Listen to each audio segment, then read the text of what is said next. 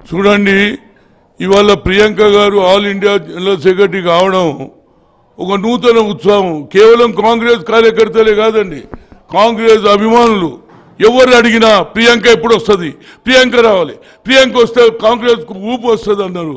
ఇవాళ మేము అనుకున్నది చాలా రోజుల నుంచి ప్రతి కాంగ్రెస్ కార్యకర్త ఆవేదన, వారికి ఎంత సంతోషం ఉన్నదంటే ఇవాళ ఆమె జనరల్ సెక్రటరీ అయినందుకు యావత్ భారతదేశంలో ఒక ఊపు వస్తుంది. అక్క ఇంకో పక్క తమ్ముడు రాహుల్ గాంధీ ఇద్దరు కలిస్తే ఒక మంచి ఊపు వస్తుంది. ఇప్పుడు ఏదైతే మహాకూటమి ఉందో ఆ మహాకూటమి కూడా ఒక పెద్ద ఊపు వస్తుంది. నరేంద్ర మోడీని ఏ విధంగా గద్దెదించాలని ఈనాడు ప్రజలు ఆలోచన చేసే సమయంలో ప్రియాంక గాంధీ ఒప్పుకోవడం, ఆమె జనరల్ సెక్రటరీ కావడం నిజంగా శుభసూచకం. చూడండి, ప్రియాంక ఢిల్లీలో ఉంటే చాలా ఫ్యాషనబుల్ గా కనిపిస్తారు. పేస్త్రీ సంస్కృతిని ప్రతిబింబించే డ్రెస్సులతో అత్యాధునికంగా కనిపిస్తారు. ఇద్దరు పిల్లలకు తల్లైన ప్రియాంక ఓ సాధారణ గృహిణిగా స్థిరపడిపోయారు. కాంగ్రెస్ పార్టీకి అవసరమనుకున్న తరుణంలో మాత్రం ప్రచారం చేసేందుకు ముందుకొచ్చారు. రాహుల్ గాంధీ సత్తాకు అగ్ని పరీక్షగా మారిన యూపీ ఎన్నికల్లోనూ, అంతకుముందు సార్వత్రిక ఎన్నికల్లో సోనియా రాహుల్ గెలుపు కోసం ప్రియాంక శ్రమించారు.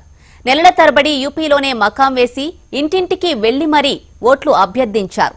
నానమ్మ యాసలో మాట్లాడుతూ గ్రామీణ ఓటర్లను హత్తుకుంటూ ప్రియాంక ప్రచారం సాగించారు. న్యూస్ ఏఐసీసీ ప్రధాన కార్యదర్శిగా ప్రియాంక గాంధీని నియమించడంతో విజయవాడ కాంగ్రెస్ లో పండుగ వాతావరణం నెలకొంది. అక్కా తమ్ముడు సారథ్యంలో కాంగ్రెస్ అధికారంలోకి వస్తుందని కాంగ్రెస్ శ్రేణులు ఆశాభావం వ్యక్తం చేశారు. మరింత సమాచారాన్ని మా విజయవాడ ప్రతినిధి స్వరూప మనకు అందిస్తారు. ఆల్ ఇండియా కాంగ్రెస్ జనరల్ సెక్రటరీగా ప్రియాంక గాంధీని నియమించడంతో విజయవాడలోని ఆంధ్రరత్న భవన్లో ఆనందాలు వెల్లువెత్తుతూ ఉన్నాయి. అయితే ఇక్కడ కొంతమంది కాంగ్రెస్ నాయకులు ఉన్నారు. వాళ్ళు ఏ విధంగా ఫీల్ అవుతున్నారు ఏంటి అనేది వాళ్ళ మాటల్లోనే అడిగి తెలుసుకుందాం. మేడం చెప్పండి, ప్రజా రాజకీయాల్లోకి ప్రియాంక గాంధీ గారు వస్తున్నారు, ఎలా చూడొచ్చు అంటారు? అసలు చాలా శుభ పరిణామం అనే చెప్పాలి. ఈరోజు చాలా ఆనందదగ్గ విషయం. మహిళలకి చాలా పెద్దపీట వేసే పార్టీ ఏదైనా ఉందంటే అది మా కాంగ్రెస్ పార్టీయే. ఈరోజు రాహుల్ గాంధీ గారు, ప్రియాంక గాంధీ గారు, మన స్వర్గీయ ఇందిరాగాంధీ గారు, భారత మొట్టమొదటి ప్రధానమంత్రి అయినటువంటి ఇందిరాగాంధీ గారిని పోలినటువంటి ప్రియాంక గాంధీ గారు రావటం, ఈరోజు ఆమెకి ఉన్నతమైన పదవి ఇవ్వటం మా రాహుల్ గాంధీ గారికి ముందు ధన్యవాదాలు తెలియజేసుకుంటున్నాం.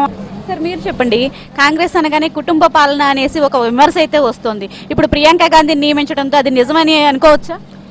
ఏ కుటుంబం అయితే, ఏ రాజకీయ పార్టీలో ముగ్గురు గాంధీలు ఇదయ్యారంటే, బలిదానం అయ్యారంటే దేని గురించి? ఈ యొక్క దేశం యొక్క సౌభాగ్యం గురించి, దేశాన్ని ముందుకు తీసుకెళ్ళడానికి 134 సంవత్సరాల నుంచి కాంగ్రెస్ పార్టీలో ఉన్నారు. ఈ రోజున కుటుంబ పాలన అనేది చాలా తప్పు. అది వాళ్ళకి ఈ రోజున మీకు ఢిల్లీలో చూస్తే, ఢిల్లీలో పార్లమెంట్ భవన్ కాడి నుంచి 70% భూములు ఈ యొక్క గాంధీ కుటుంబానికి సంబంధించినవి. వాళ్ళు ఎప్పుడు కూడా ఇన్ని భూములు ఇచ్చాం, పార్లమెంట్కి భూమి ఇచ్చాం అని ఎప్పుడు చెప్పుకోలే. చిన్న చిన్న పథకాలు ఏయో ఇచ్చేసేసి మిగిలిన ప్రాంతీయ పార్టీలు కానీ అవి కూడా ఎన్నో చెప్పుకుంటున్నాయి.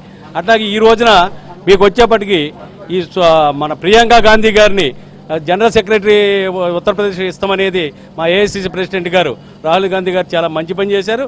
మొత్తానికి చూసుకున్నట్లయితే కాంగ్రెస్ పార్టీ విజయవాడలోని కాంగ్రెస్ పార్టీ ఆవరణలో ఒక పండుగ వాతావరణం అయితే నెలకొంది.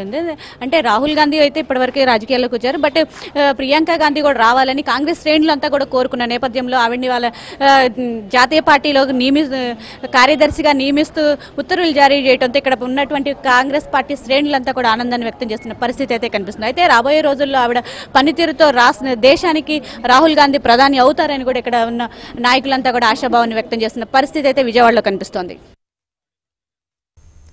ఎన్నికల వేళ ప్రత్యక్ష రాజకీయాల్లోకి ప్రియాంక గాంధీ రావడంపై పార్టీ కాంగ్రెస్ నేతలు హర్షం వ్యక్తం చేస్తున్నారు. తూర్పు ఉత్తరప్రదేశ్ ఏఐసీసీ ప్రధాన కార్యదర్శిగా ప్రియాంక గాంధీ రావడంతో ప్రతిపక్ష నేతల గుండెల్లో రైళ్లు పరిగెడుతున్నాయని కాంగ్రెస్ సీనియర్ నేత సచిన్ పైలట్ అన్నారు. ప్రియాంక రాకతో వచ్చే లోక్సభ ఎన్నికల్లో కాంగ్రెస్ పార్టీ మంచి ఫలితాలు సాధిస్తుందని సచిన్ పైలట్ ఆశాభావం వ్యక్తం చేశారు. మరోవైపు కాంగ్రెస్ పార్టీ అభిమానులు దేశవ్యాప్తంగా సంబరాలు జరుపుకుంటున్నారు.